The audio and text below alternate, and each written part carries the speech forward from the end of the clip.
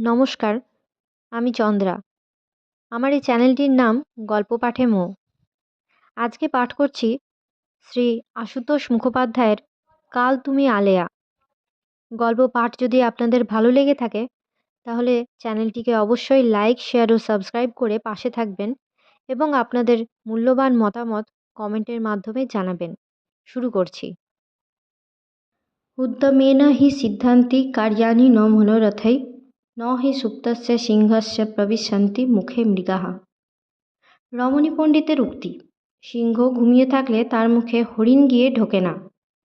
নিশ্চেষ্ট ভাবনায় কোনো সমস্যারই বা সুরাহা হয়? চেষ্টা থাকা চাই, চেষ্টাই আসল, উদ্যমই আসল। ধীরাপদর ব্যস্ততা দেখে অন্তরঙ্গ শুভানোধ্যায়ীর মতো রমণী পণ্ডিত বলেছিলেন কথাগুলো। মজা পুকুরের ধার দিয়ে ধীরাপদ একটু পা চালিয়েই শর্টকাট করছিল। তারা ছিল গন্তব্যস্থানে পৌঁছানোর আগে হোটেলে খেয়ে নিতে হবে। এখানে এ মূর্তির অবস্থান জানলে সোজা পথ ধরত। প্রাজ্ঞবচন শিরোধার্য করেই পাশ কাটিয়েছে। কিন্তু মনে মনে অবাক একটু, চেষ্টার কি দেখলেন এরা? বিগত কটা দিন ধরে ওকে ঘিরে সুলতানকুঠিতে একটা রহস্যের বুননি চলছে। আজ এই একজনের সঙ্গে চোখাচোখি হতেই ধীরাপদ তার আভাস পেল। চিঠি আসা, চারুদের গাড়ি আসা, চারুদির আসা, কতগুলো আশার ধাক্কায় আলোড়ন একটু হবারই কথা, কিন্তু তা বলে সিংহ জাগতে চলেছে ভদ্রলোকের এরকম অনুমান কেন? চেষ্টার প্রথম ফল, হোটেল থেকে অভুক্ত ফিরতে হলো। অফিস টাইমের ভিড়ের সঙ্গে এতকাল পরিচয় ছিল না। নিয়মিত বেলা শেষের আগন্তুক সে। এ দৃশ্য দেখে চক্ষু স্থির। তারা না থাকলে বসে দেখার মতো। ভোজন পর্বে এমন তারা আর দেখেনি। টেবিলে থালা ফেলার ঠাঁই নেই। প্রত্যেকের পেছনে পেছনে পরের ব্যাচে যারা বসবেন তারা অসহিষ্ণু প্রতীক্ষায় দাঁড়িয়ে। প্রত্যাবর্তন। ভাতের আশায় থাকলে কম করে আরও 1 ঘন্টা। চেষ্টার দ্বিতীয় ফল, নির্দিষ্ট বাড়ির নির্দিষ্ট হলঘরে এসে দেখে জনমানব শূন্য। আবছা অন্ধকার। জানালাগুলো পর্যন্ত তখনও খোলা হয়নি। হাফ দরজার ওধারে উঁকি দিয়ে দেখে সেখানেও কেউ নেই। সিঁড়ির ওপাশে নিচের তলার মতোই এক সারি ঘর। ধীরাপদর অনুমান এ বাড়ির ওটাই অন্দরমহল। কাজেই সেদিকে বেশি উঁকি ঝুঁকি দেওয়া সমীচীন বোধ করল না। হলঘরেই ফিরে এলো আবার। নিজেই 2টো জানালা খুলে দিয়ে আর একটা আলো জ্বেলে বসল। একটা থমকানো শূন্যতা কিছুটা হালকা হলো যেন। ধীরাপদ বসে আছে, বসেই আছে। ভুতুড়ে নেমন্তন্নের রসিকতার মতো লাগছে। সেজেগুজে এসে দেখে হানাবাড়ি। এর মধ্যে নিচের তলায় ঘুরে এসেছে একবার। সাহসে ভর করে অন্দরমহলের কড়া নেড়েছে বার কত। তারপর আবার এসে বসেছে। প্রায় ঘণ্টাখানেক বাদে সিঁড়িতে পায়ের শব্দ। যার প্রবেশ তিনিও অপরিচিত। ছেঁড়া জুতো, মলিন ধুতি, কালচে কোট চড়ানো একজন প্রৌঢ়। ধীরাপদর প্রতীক্ষার কারণ শুনে একটু বিস্মিত। আজ থেকে কাজে লাগার কথা আপনার? তা এখানে কি? এখানে দেখা করতে বলেছেন? কোথায় দেখা করতে হবে নির্দেশ না থাকায় ধীরাপদর ধারণা এখানেই। মাথা নাড়ল বটে, কিন্তু প্রশ্ন শুনে নিজেরই খটকা লাগছে একটু। বসুন তাহলে। হাফ দরজার কাছাকাছি হলের এক কোণে টাইপরাইটারের দিকে এগোলেন। চেয়ারের কাঁধে কোট ঝুলিয়ে টাইপরাইটারের ঢাকনা খুলে বসলেন তিনি। বসে বসে ধীরাপদর ঝিমুনি এসে গিয়েছিল। বড় দেয়াল ঘড়ির কাঁটা আরও 2 পাক ঘুরেছে। টাইপের অতি মন্থর খটখট এবার বোধহয় থেমেই গেল। 2 ঘন্টার পুরো 1 পাতাও টাইপ করা হয়েছে কিনা সন্দেহ। চেয়ার ছেড়ে ভদ্রলোক কাছে এলেন।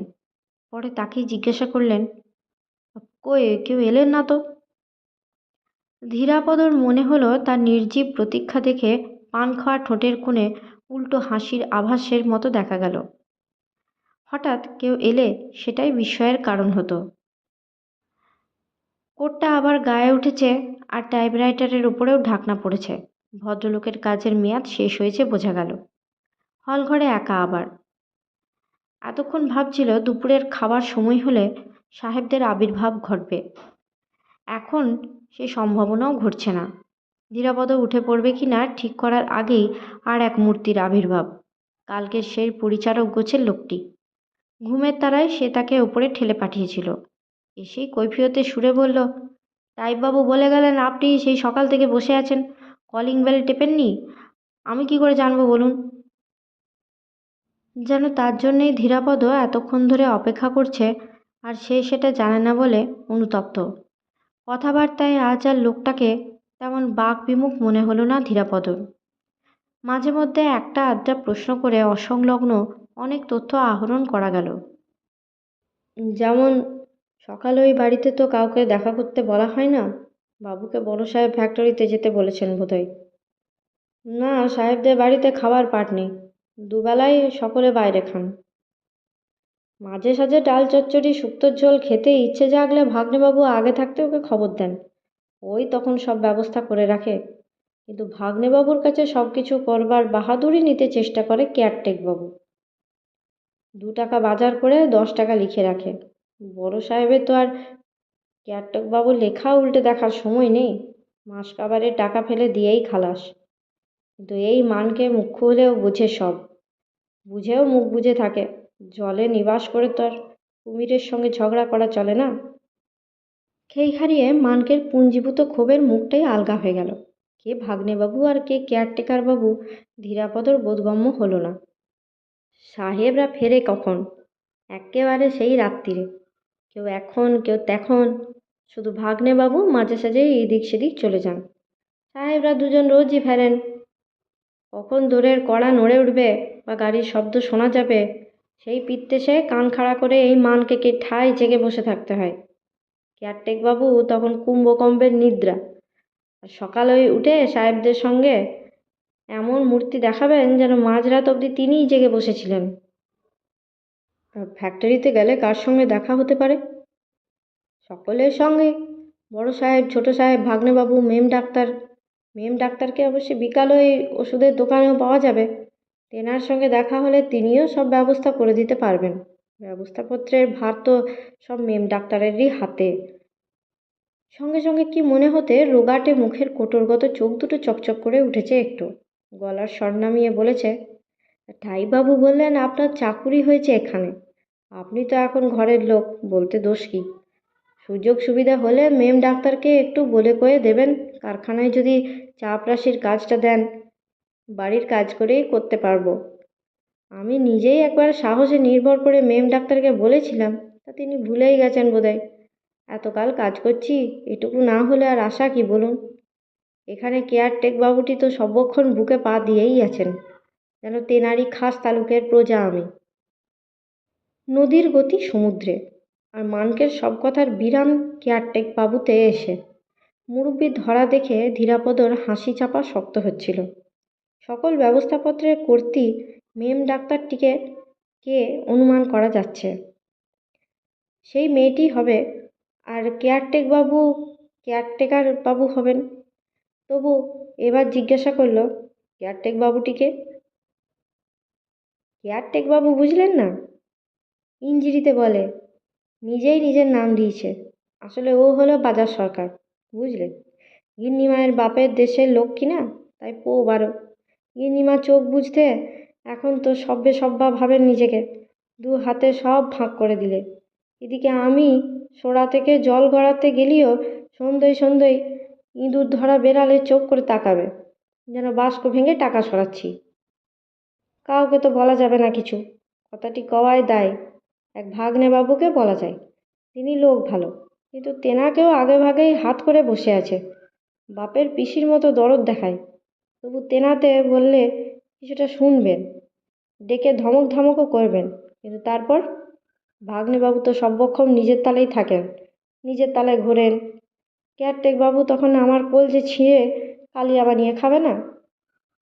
ধীরাপদর হাসিও পাচ্ছে, দুঃখও হচ্ছে, যেন সেই ওকে ভাগ্নেবাবুর কাছে কেয়ারটেক বাবুর বিরুদ্ধে নালিশের পরামর্শটা দিয়েছিল। ভাগ্নেবাবুটিকে ধীরাপদ এখনও জানে না, কিন্তু আঁচ করতে পারছে সেই লোকটাই হবে সেই অমিতাভ ঘোষ।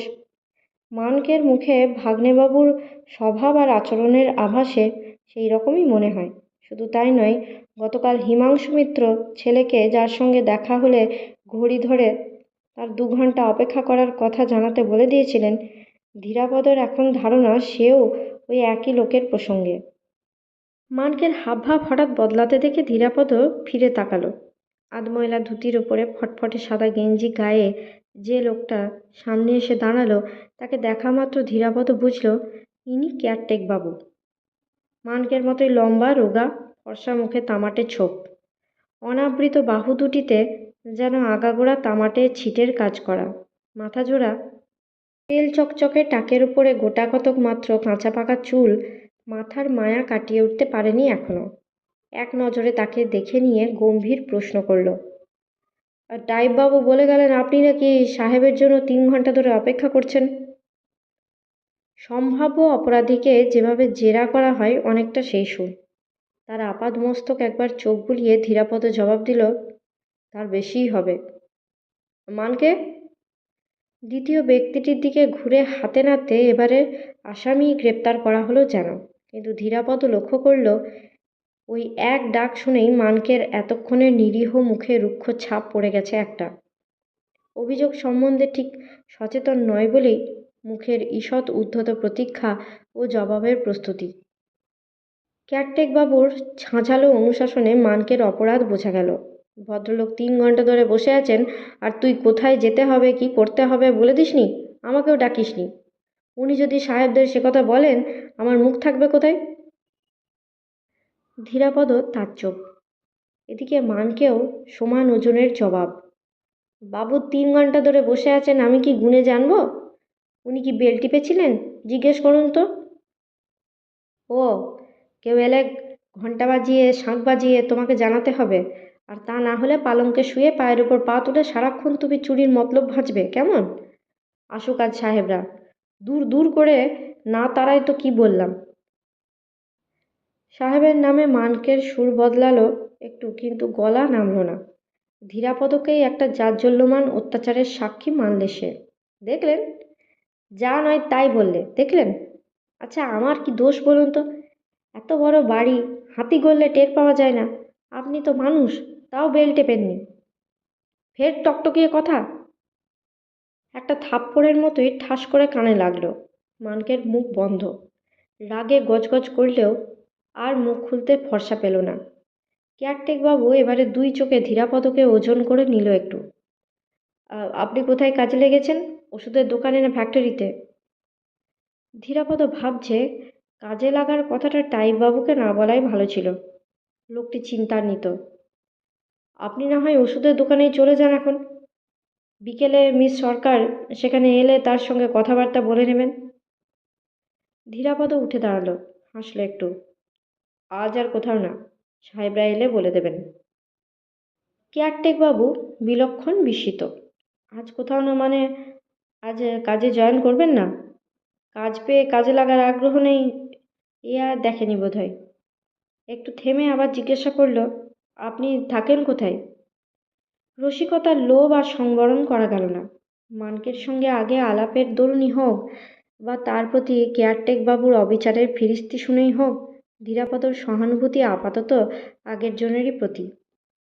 যেভাবে দাবরানি দিয়ে থামালো লোকটাকে, তাতেও টানটা দুর্বলের দিকেই হওয়া স্বাভাবিক।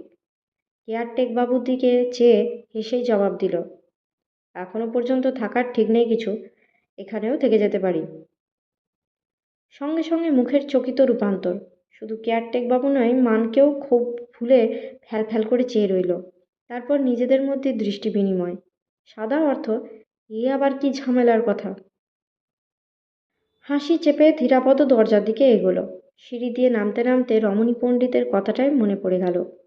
সিংহও ঘুমিয়ে থাকলে নিজে থেকে হরিণ গিয়ে তার মুখে ঢোকে না, চেষ্টা থাকা চাই। জবাব দিলে হতো, শনির দৃষ্টি সামনে পড়লে চেষ্টাতেও কিছু হয় না, ওরা শোল মাছও পালায়। কিন্তু ধীরাপদর কিছু লোকসান হয়নি। এতক্ষণের প্রতীক্ষার ক্লান্তিও তেমন টের পাওয়া যাচ্ছে না আর। ওই লোক দুটি অনেকটা পুষিয়ে দিয়েছে। জন্ম মৃত্যুর মাঝখানের এই আলবাঁধা খেতে কত রকম জীবনের চাষ তার কি ঠিক ঠিকানা আছে? বাবু বাবু! ধীরাপদ ট্রামের অপেক্ষায় দাঁড়িয়েছিল। ব্যস্ত সমস্ত ডাক শুনে ঘুরে দাঁড়ালো। তাকেই ডাকা হচ্ছে, ডাকছে মানকে। হন্তদন্ত হয়ে কাছে এসে বড়সড় একটা দম নিয়ে উদ্ভাসিত মুখে জানালো, এক্ষুনি ফিরতে হবে, ফ্যাক্টরি থেকে ছোট সাহেবের টেলিফোন এসেছে। ইচ্ছে খুব ছিল না, তবু ফিরতেই হলো। কিন্তু বাড়ি পর্যন্ত যেতে হলো না। গায়ে জামা চড়িয়ে আর ক্যাম্বিসের জুতোয় পা গলিয়ে কেয়ারটেক বাবু নিচে নেমে এসেছে। গম্ভীর মুখে সংবাদ দিল, ভাগ্নেবাবুর খোঁজে ফ্যাক্টরি থেকে ছোট সাহেবের টেলিফোন এসেছিল।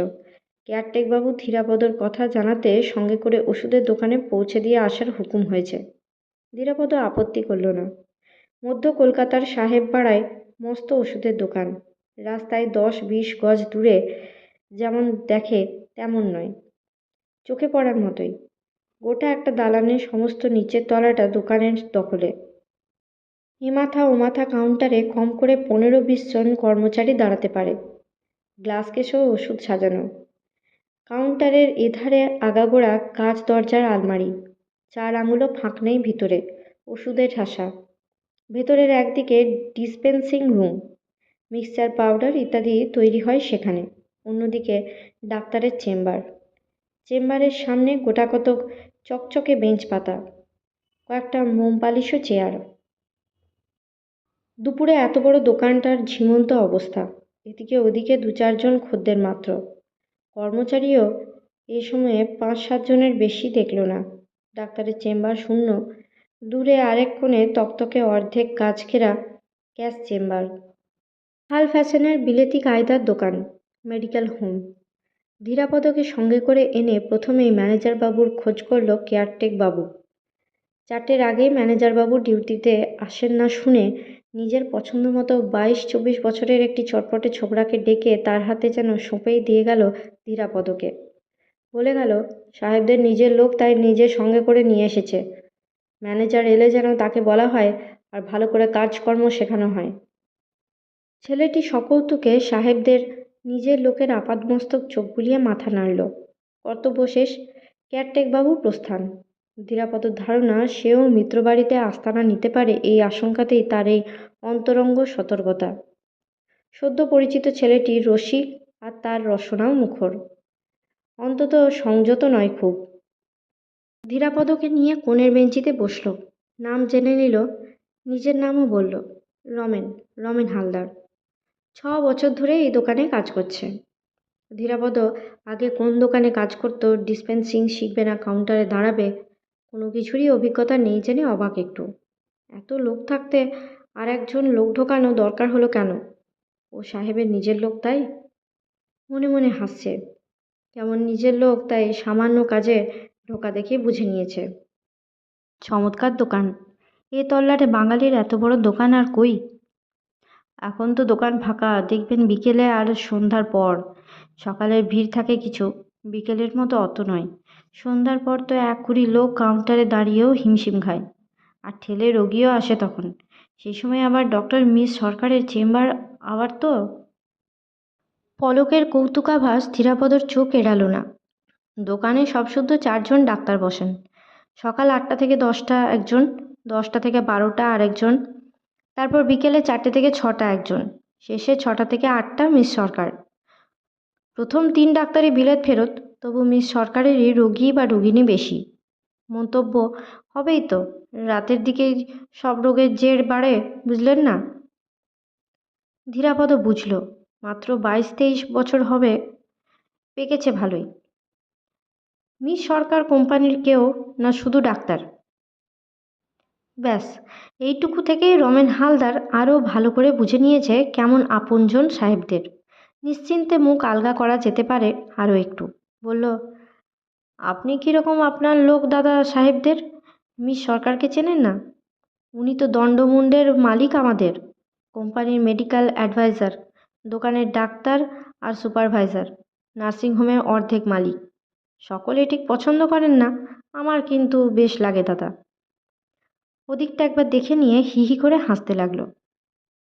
ছেলেটা ফাজিল হলেও ধীরাপদর মন্দ লাগছে না, হাসি খুশি প্রাণবন্ত। নার্সিং হোম প্রসঙ্গে জানা গেল কোম্পানির সঙ্গে ওটার কোনো সম্পর্ক নেই। ওর মালিক মিস সরকার আর ছোট সাহেব, ইকুয়াল পার্টনার্স। মস্ত মস্ত ঘরের ফ্ল্যাট, একটা মিস সরকারের বেডরুম, 2 ঘরে 4টে বেড, আর একটা ঘরে বাদবাকি যা কিছু। মাস গেলে 375 টাকা ভাড়া। মেডিকেল অ্যাডভাইজারের ফ্রি কোয়ার্টার প্রাপ্য বলে ভাড়াটা কোম্পানি থেকেই দেওয়া হয়। আর সেখানে আলমারি বোঝায় যেসব দরকারি পেটেন্ট ওষুধ টষুধ থাকে তাও কোম্পানি থেকেই নার্সিংহোমের হেডে অমনি যায়। দাম দিতে হয় না। খুব লাভের ব্যবসা দাদা, বুঝলেন? আবার হিহি হাসি। ঘড়ির কাঁটা ধরে ঠিক 4টেয় ম্যানেজার হাজির। বেঁটেখাটো মোটাসোটা, মাথায় কাঁচা পাকা এক রাশ ঝাঁকড়া চুল, বয়স 50-এর কম নয়। তাকে দেখেই রমেন হালদার চট করে উঠে একদিকে ডেকে নিয়ে ফিসফিস করে বলল কি, ধীরাপদর কথাই হবে। কথার ফাঁকে ছেলেটাকে হাসতেও দেখা যায়। সাহেবদের আপনজন জানানোর ফুর্তি হয়তো। ম্যানেজার ঘুরে দাঁড়িয়ে সেখান থেকেই দেখলেন একবার, নিষ্প্রিয় দৃষ্টি। বিজ্ঞাপন দেখার প্রত্যাশায় এলে অম্বিকা কবিরাজ বা নতুন পুরনো বইয়ের দোকানের মালিক দেবাবু যে চোখে তাকান, অনেকটা সেই রকম, তাদের থেকেও নিরাসক্ত। উঠে দাঁড়িয়ে দুহাত জুড়ে নমস্কার জানানো। জবাবে তিনি ঝাঁকড়া চুলের মাথাটা একটু নাড়লেন শুধু, ডাকলেনও না বা কিছু জিজ্ঞাসাও করলেন না। তার কাজের গুণাবলী বা কেরামতি রমেন হালদারই জানিয়ে দিয়েছে সম্ভবত। প্রথম নির্বাক দর্শনেই লোকটিকে কড়া মেজাজের মনে হলো ধীরাপদর। খানিক বাদে এক ফাঁকে রমেনই কাছে এলো আবার। ম্যানেজারকে বললাম, আপনার কথা, ওর মেজাজ অমনি একটু তো, বলছিলেন কাজ জানে না, কর্ম জানে না, হুট করে আবার একজনকে ঘাড়ে চাপানো কেন?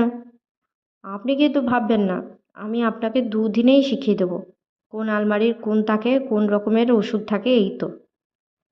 বিকেল থেকে দোকানের চেহারা অন্যরকম। কর্মচারীরা একে একে এসে গেল। খদ্দেরের ভিড়ও বাড়তে লাগলো। পাইকারি আর খুচরো 2 রকমের বিক্রি। ভিড় হবারই কথা, রমেন হালদার বাড়িয়ে বলেনি। সন্ধ্যের দিকে দিশাহারা অবস্থায় বটে। কর্মচারীদের যান্ত্রিক তৎপরতা সত্ত্বেও খদ্দেরের তাড়ায় তাদেরও তাড়া বাড়ছে। ওটা আনো, সেটা আনো, ওটা বার করো, সেটা বার করো, ওটা দেখাও, সেটা দেখাও। কে কোনটা আনছে, বার করছে, দেখাচ্ছে, ধীরাপদ হদিশ পেয়ে উঠছে না। এরই মধ্যে একটু ফাঁকা হলে কাউন্টারের কাছে এসে দাঁড়াচ্ছে সে।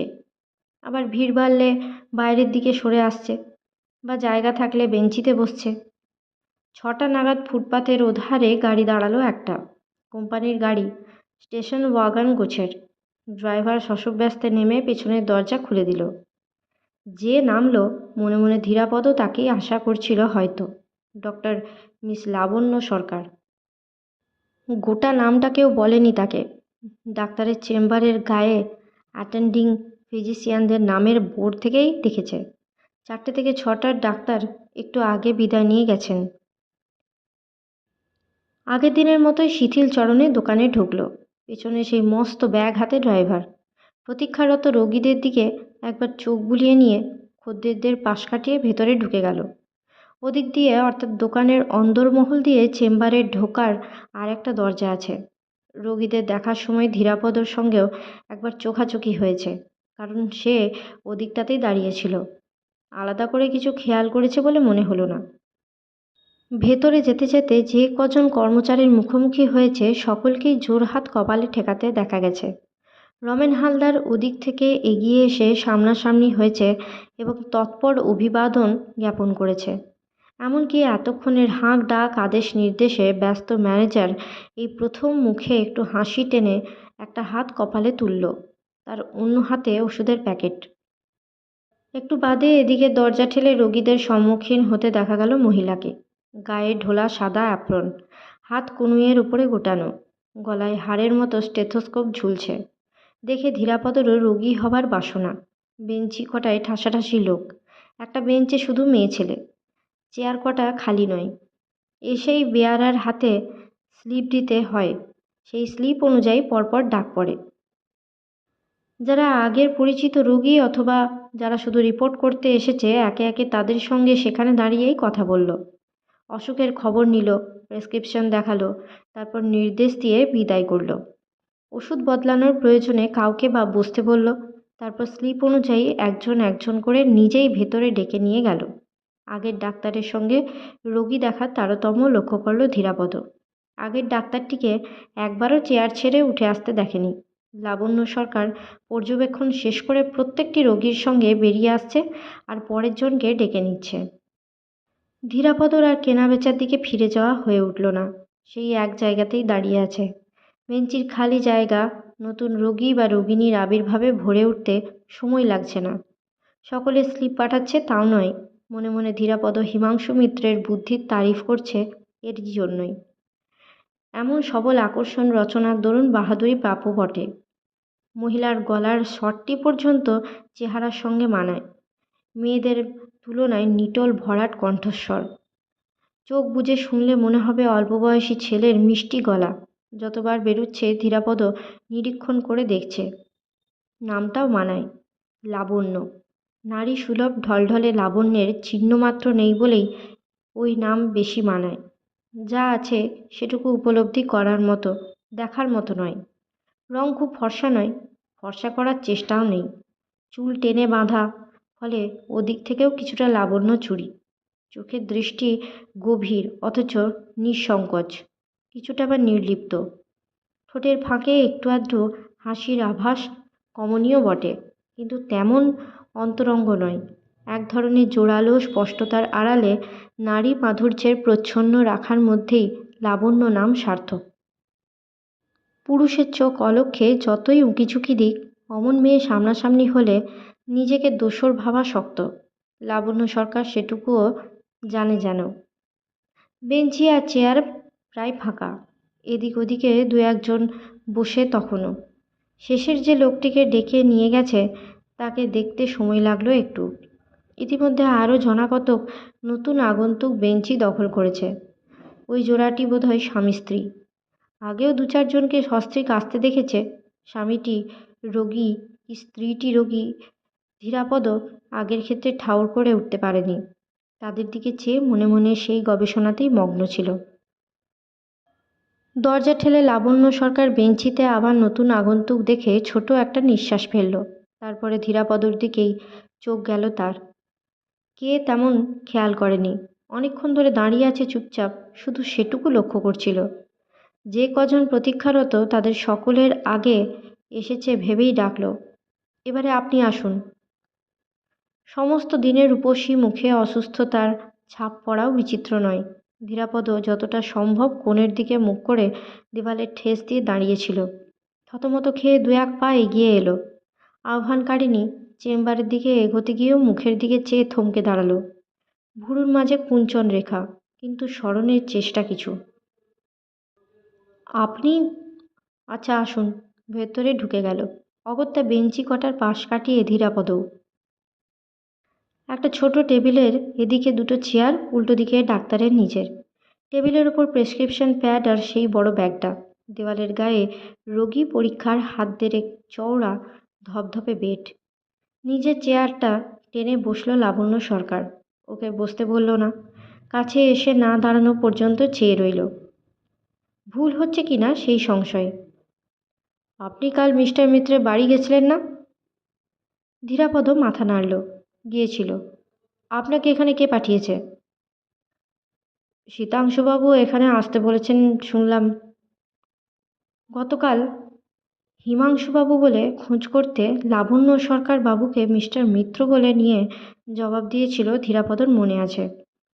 আজও মুখের ওপরে ঠান্ডা দুই চোখ একবার বুলিয়ে নিয়ে বলল, তিনি সমস্ত বিজনেসের অর্গানাইজেশন চিফ। সকলে ছোট সাহেব বলে। তা আপনি সেই থেকে ওখানে দাঁড়িয়ে কি করছেন? ম্যানেজারের সঙ্গে দেখা হয়েছে? ধীরাপদ ঘাড় নাড়ার আগেই টেবিলের বোতাম টিপল। বেয়ারা হাজির। ম্যানেজার বাবু। পরক্ষণে ভিতরের দরজা ঠেলে ম্যানেজারের আবির্ভাব। রোগী ডাকার জন্য লাবণ্য সরকার চেয়ার ঠেলে উঠে দাঁড়াতে দাঁড়াতে বলল, ইনি ওদিকে দাঁড়িয়ে কেন?